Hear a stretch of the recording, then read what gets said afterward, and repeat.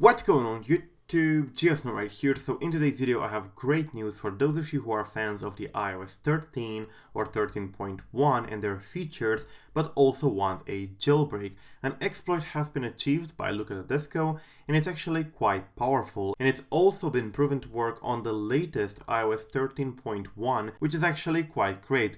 Just a few days ago he posted this in here, but since I do not follow Qwerty, I didn't know about it until one of my viewers told me about it. So he posted, quote, 13.1 beta 1 worked first try, injecting in settings.app now because why not? And he posted this in here, which is basically a picture showing the settings panel on an iPhone XS Max apparently, which is an A12, running the iOS 13.1 beta 1, which is currently the latest beta available, the newest 13 point something you could get from Apple, and it's basically showing an alert that shouldn't be there, which says hacked 2019 13 beta 8, but apparently it's the old version. He says in here I should change the alert text to reflect the new version, and it says on XS Max in here. He also posted this, quote, yearly flex, and he posted a video which is a demo on his channel which says iOS 13 beta 8 ARM 64E. Now there are multiple interesting things in this video in here. He goes to show that yes, he runs 13 beta 8 in here, and he goes to show that he's able to hack the messages application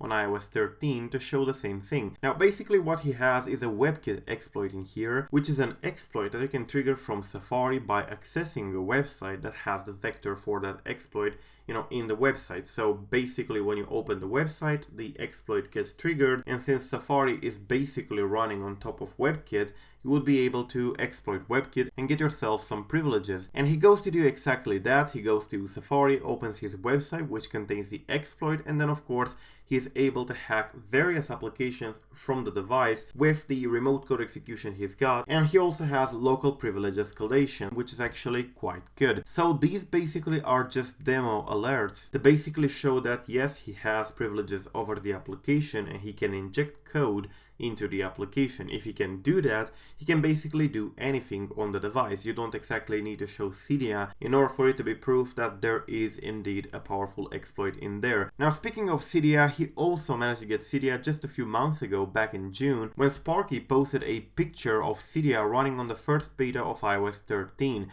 So they do have various exploits that they keep on their stash, but this one is not the same as the one in the picture or in the video in here. So basically this one in here is a WebKit one, and this one in here is probably a kernel exploit since they were able to do proper Cydia and so on. But these are actually very powerful vulnerabilities. He mentions in the description in here that he's got RCE, which is basically remote code execution, LPE, which is basically local privilege escalation, and code injection in messages, and then of course he was able to inject that alert.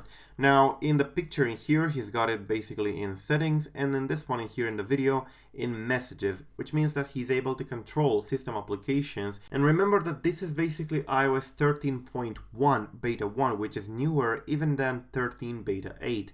So basically the latest available from Apple. So if you're interested in a jailbreak in the future for iOS 13, which will come this month, then this guys may have you covered in the future. Now of course there is no word on any release for the moment, and as you probably remember, Qwerty doesn't release anymore his things, but he did release in the past, and he does release from time to time his exploits, especially the WebKit ones, and if this gets released, it might be very useful for a jailbreak on iOS 13, especially for a WebKit based one. But anyways, it's a very interesting achievement, especially since it's iOS 13.1 beta 1 and iOS 13 beta 8, which are currently top of the line, latest and greatest from Apple, so definitely the jailbreak community is moving forward. Anyways, that's pretty much it guys, thank you for watching, don't forget to subscribe to stay updated. I'm GeoSnow, and till the next time, peace out.